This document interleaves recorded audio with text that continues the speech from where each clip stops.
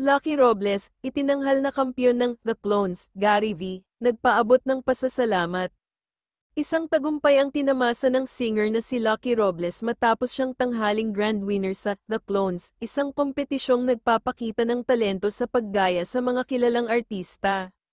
Si Lucky, nagamaya kay Gary Valenciano, ay pinahanga ang mga hurado at manunood sa kanyang husay sa pagkanta, galaw, at emosyon, tila ba si Mr. Pure Energy mismo ang nasa entablado. Sa huling performance, ay sinabayan niya ito ng matinding energy, dance moves, at powerful vocals na naging susi sa kanyang panalo.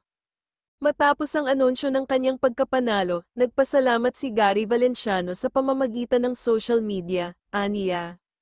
Mas mahigit congratulations Lucky Robles, nakakatuwang makita ang iyong dedikasyon at pagmamahal sa musika. Isang malaking karangalan na gayahin mo ako, keep inspiring others.